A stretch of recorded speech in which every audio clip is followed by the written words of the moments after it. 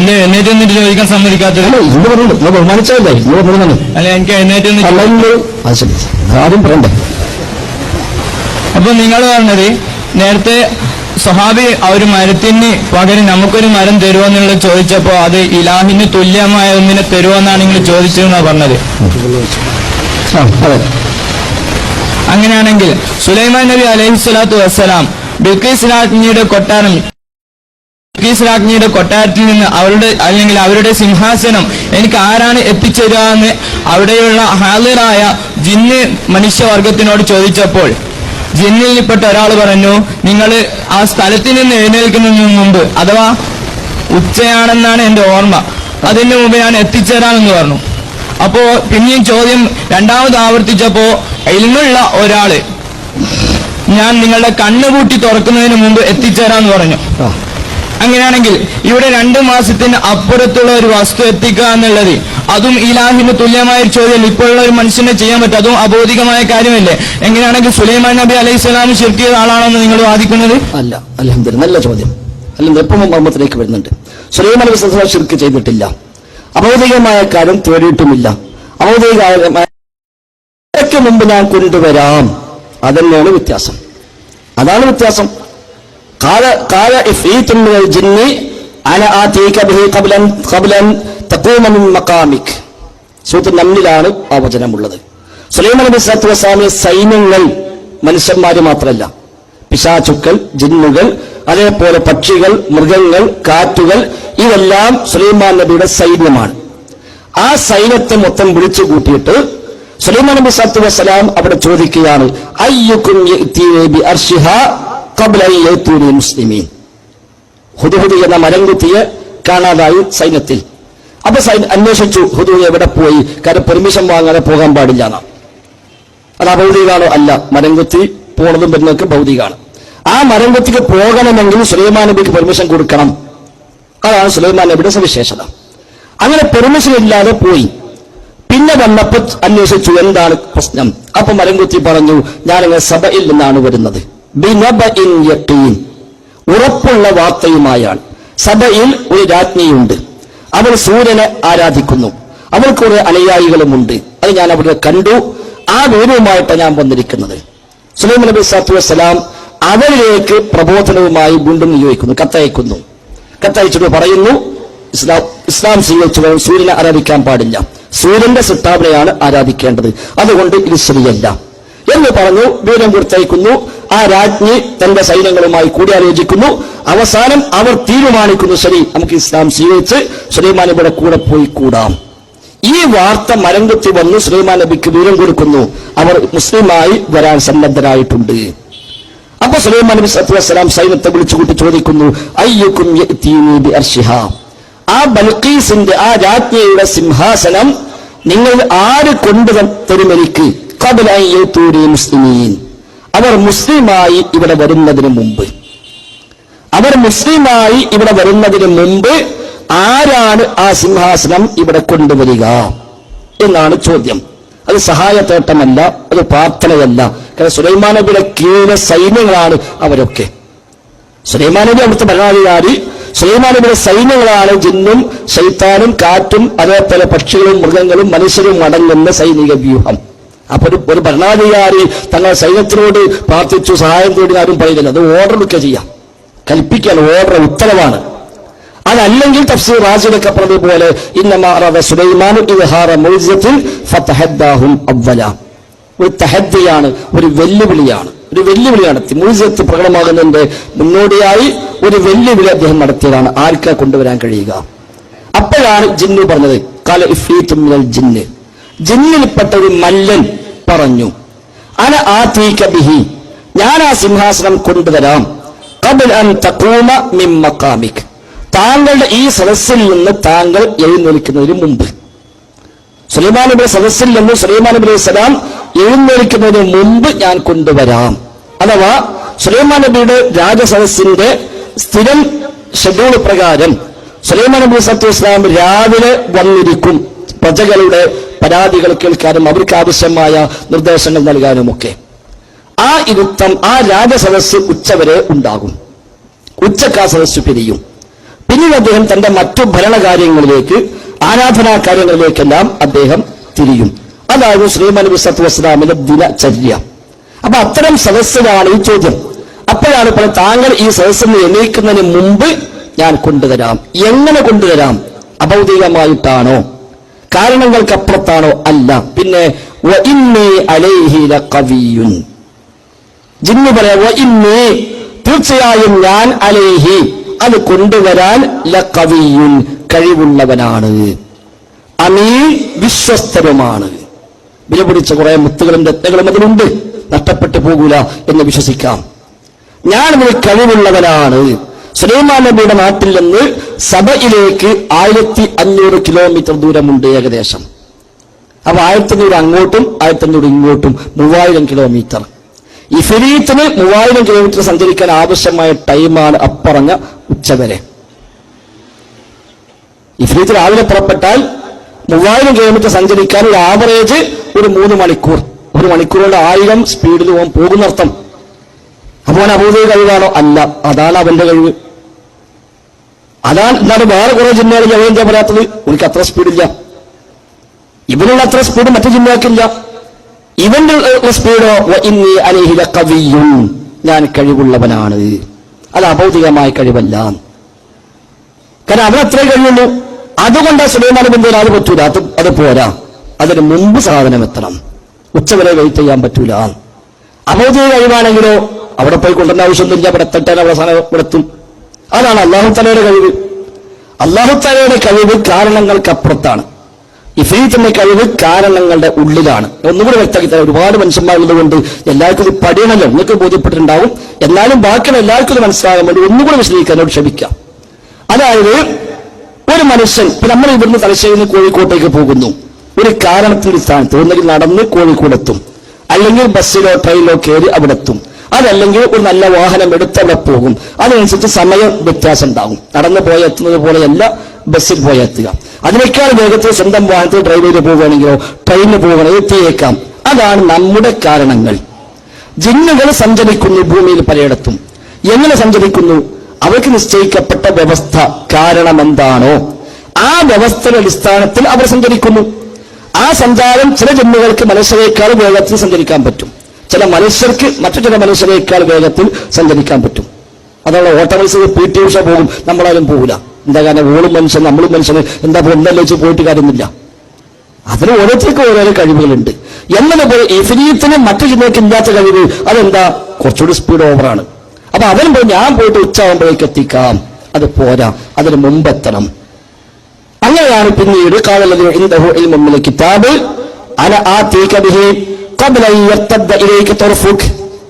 കിതാബിൽ നിന്ന് ഇൽമുള്ള ഒരാൾ പറഞ്ഞു, കിതാബിൽ അറിവുള്ള ഒരാൾ പറഞ്ഞു, എങ്കിൽ കണ്ണു ചെമ്മി തുറക്കും മുമ്പ് ഞാൻ കൊണ്ടുവരാം.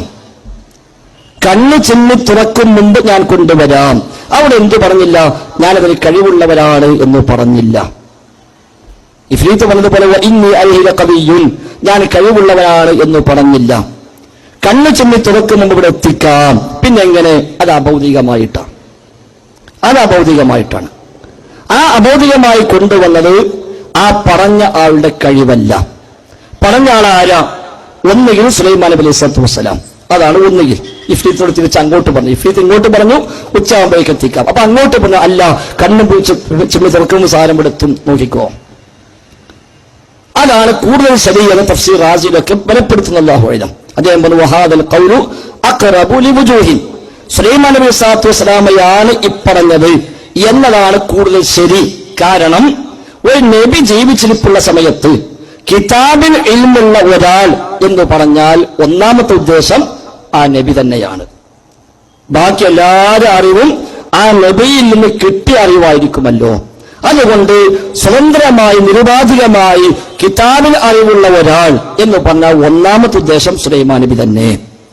അതുകൊണ്ടും മറ്റു പല കാരണങ്ങൾ കൊണ്ടും സുലൈമാൻ നബി തന്നെയാണ് ഇപ്പറഞ്ഞത്. ഇനി രണ്ടാമത്തെ അഭിപ്രായമുള്ളത് ആസഫ് ഇബ്നു ബർഖിയ എന്ന് പറയുന്ന വസീർ സുലൈമാൻ നബിയുടെ മന്ത്രിയായ ഒരാളാണ് പറഞ്ഞത്. അപ്പൊ അദ്ദേഹമാണെങ്കിൽ എങ്ങനെ?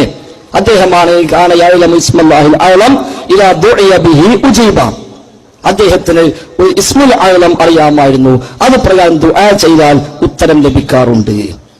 ഇമാം ഇബ്നു കസീർ റഹിമഹുല്ലാഹ് തഫ്സീർ ഇബ്നു കസീറിൽ ഈ ആയത്ത് വ്യാഖ്യാനിക്കുമ്പോൾ അവിടെ ആസിഫ് ഇബ്നു ബർഖിയ നടത്തിയ ദുആ അടക്കം അദ്ദേഹം എടുത്തു കൊടുക്കുന്നു.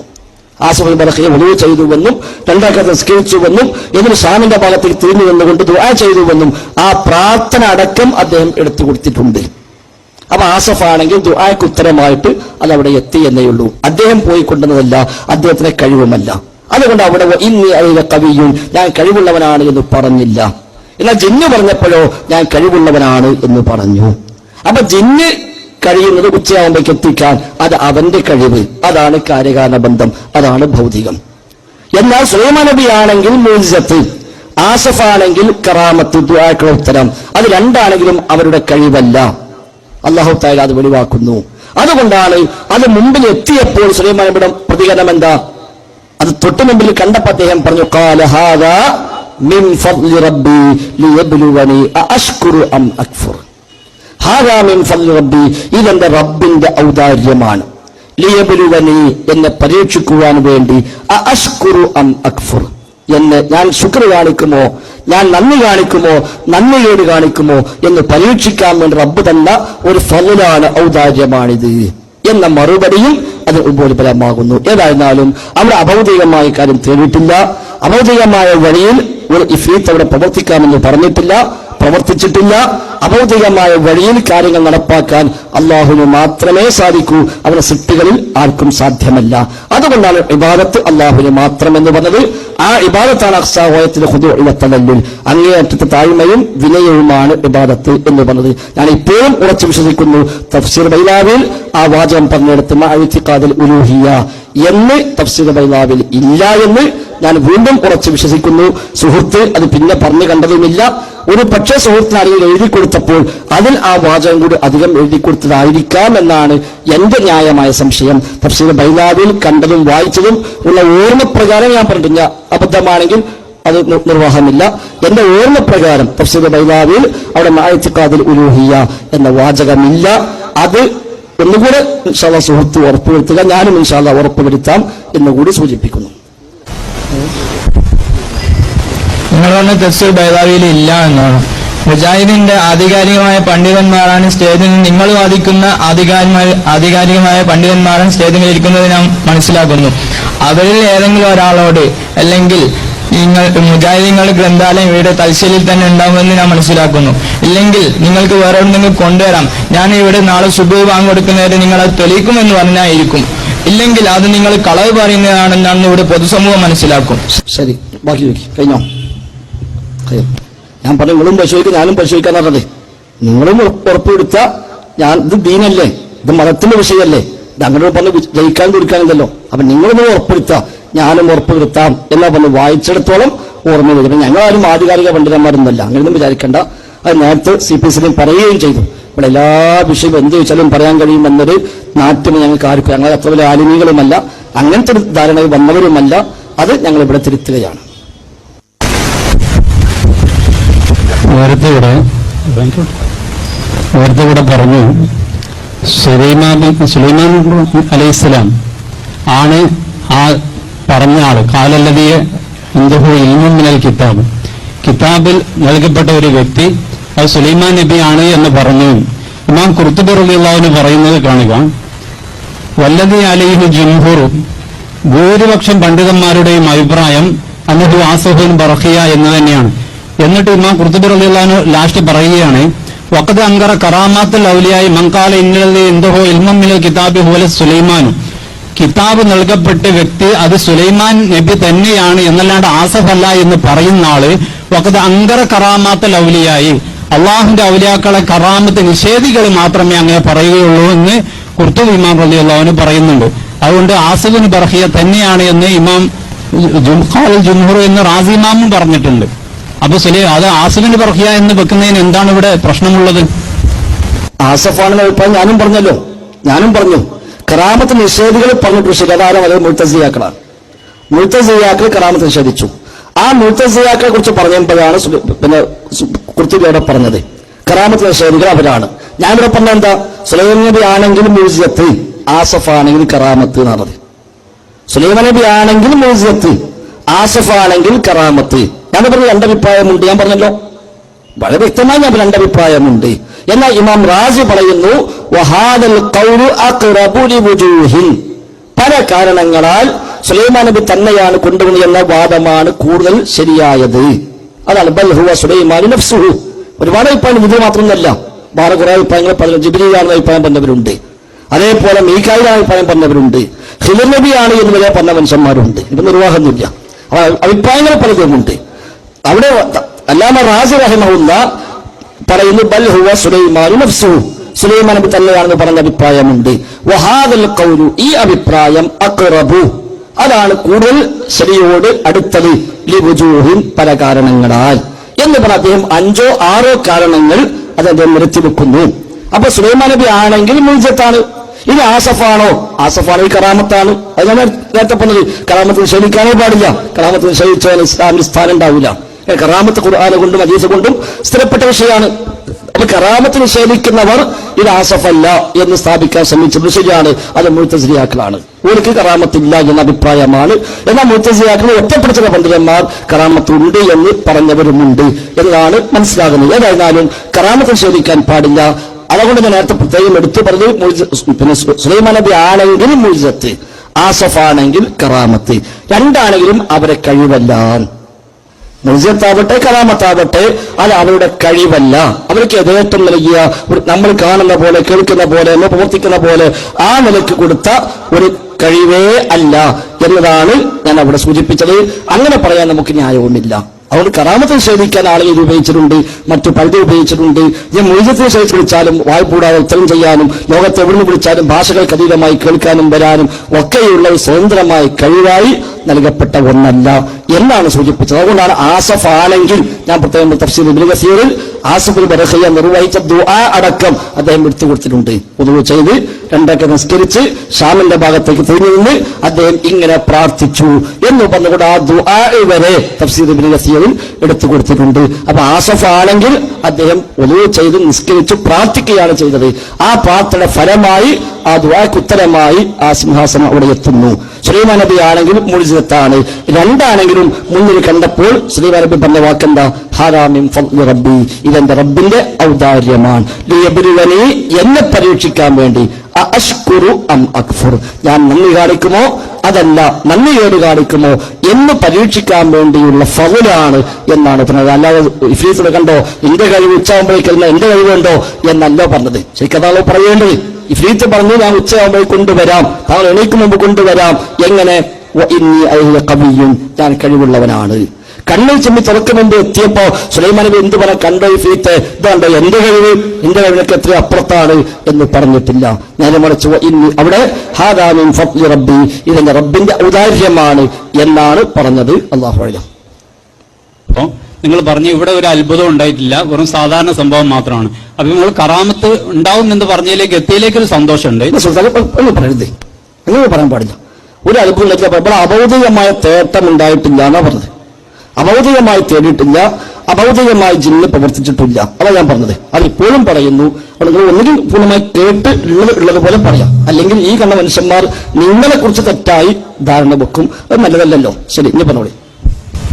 ആസിഫിൻ ബർഖിയാനോട് വഖാലല്ലദീ ഇൻദഹു ഇൽമുൻ മിനൽ കിതാബ്, അപ്പൊ എന്ന് വെക്കുമ്പോ എന്തായിപ്പോ? നേരത്തെ അയ്യുക്കും യതീനി ബി അർശിഹ, ആരുണ്ട് അർശ് കൊണ്ടുവരാൻ കഴിവുള്ള ആള്? അപ്പൊ ഏറ്റവും ശക്തനായ ഇഫ്രീത്ത് പറയുന്നു ഞാൻ കൊണ്ടുവരാൻ 4 മണിക്കൂറിനുള്ളിൽ എന്ന് പറഞ്ഞപ്പോ അതില്ല, അതിനേക്കാൾ വേഗതയിൽ കൊണ്ടുവരാനുള്ള കഴിവുള്ള ഒരാൾ അനുയായി എന്റെ സദസ്സിലുണ്ട്. അത് വഖാലല്ലദീ ഇൻദഹു ഇൽമുൻ മിനൽ കിതാബ്, എന്തുകൊണ്ട് അദ്ദേഹത്തിന് കഴിവ് കിട്ടി? അദ്ദേഹം പഠിച്ച് ഇബാദത്ത് ചെയ്തിട്ട് വളർന്ന് മഹാനായതുകൊണ്ട് എന്നുള്ളത് സ്ഥിരീകരിക്കുകയാണ്. വഖാലല്ലദീ ഇൻദഹു ഇൽമുൻ മിനൽ കിതാബ്, കിതാബ് നൽകപ്പെട്ട ഒരു വ്യക്തി പറയുന്നു എനിക്കത് കണ്ണ് ചിമ്മി തുറക്കുന്നതിന് മുമ്പ് കൊണ്ടുവരാം, അത് കറാമത്താണെന്ന് നിങ്ങൾ സമ്മതിക്കുകയും ചെയ്തു. അപ്പൊ ഇതിന്റെ അടിസ്ഥാനത്തിൽ സുലൈമാൻ നബി ഇപ്പൊ എന്ത് ചെയ്തു? ആ സഹായ അഭ്യർത്ഥന കറാമത്തുള്ള ഒരാളോട്, അഭൗതികമായ കാരണങ്ങളോട്, അഭൗതികമായ ഒരു കഴിവുള്ള ഒരാളോട് സുലൈമാൻ നബി അലൈഹി ഇസ്ലാം സഹായം ചോദിച്ചു എന്നായി പോടെ. എന്നായി നിങ്ങളെ വ്യാഖ്യാനം. ഞാൻ ഇത്രയും പിന്നെന്താ കഴിവല്ലാന്നത്? ഇത്രയും സമയം ആപത്തിച്ചു കൊണ്ട കഴിവല്ല കഴിവല്ല കഴിവല്ല അതല്ലേ പറഞ്ഞത്. ദുആ ചെയ്താൽ ഉത്തരം കിട്ടുന്ന ഒരാൾ അദ്ദേഹത്തിന്റെ സദസ്സിലുണ്ട്. അദ്ദേഹം ദുആ ചെയ്ത് ഉത്തരം കിട്ടി. നമുക്ക് എല്ലാവർക്കും ദുആ ചെയ്യാൻ പറയാം പരസ്പരം. എനിക്ക് നിങ്ങളോടും പറയാം, എനിക്ക് താങ്കളോടും പറയാം, താങ്കൾക്ക് എന്നോടും പറയാം ദുആ ചെയ്യാൻ. ആരെങ്കിലും അള്ളാഹു സ്വീകരിക്കുക, ആരുടെ ഉത്തരം കിട്ടാൻ നമുക്കറിയില്ലല്ലോ. അപ്പൊ സുലൈമാൻ നബി സ്വല്ലല്ലാഹു അലൈഹി വസല്ലമിന്റെ മുന്നിലുള്ള ജിന്ന് പിന്നെ എന്താ, ഞാൻ കൊണ്ടുവരാം, എങ്ങനെ ദുആ ചെയ്തിട്ടല്ല, ദുആക്ക് ഉത്തരമായിട്ടല്ല, പിന്നെ വഇന്നി അലൈഹി ലഖവിയ്യുൻ, ഞാനതിന് കഴിവുള്ളവനാണ്. അതാണ് ഭൗതികം എന്ന് പറഞ്ഞത്. അതാണ് കാര്യകാരണ ബന്ധം, അതാണ് ദൃശ്യമാർഗം, അതാണ് സാധാരണ മാർഗം, അതാണ് തെളിഞ്ഞ മാർഗം. ഈ ഭാഗം സുലൈമാൻ നബി സമ്മതിച്ചു വിചാരിക്കാം. നമ്മൾ പൊതുവെ സങ്കല്പിച്ചു നോക്കാം, സുലൈമാൻ നബി സമ്മതിച്ചു, ശരി ഉച്ചയാകുമ്പോഴേക്ക് എത്തിയാൽ മതി എന്ന് പറഞ്ഞാൽ എന്തുണ്ടാവുക? ഇഫ്രീത്ത് ഒന്നുകിൽ ഷാമിലേക്ക് പോയി അവിടുന്ന് സിംഹാസനം പൊക്കിയെടുത്ത് തിരിച്ച് അവിടെ കൊണ്ടു നോക്കും. അപ്പൊ എന്താ അവധി കഴിവുണ്ടായോ? ഇല്ല.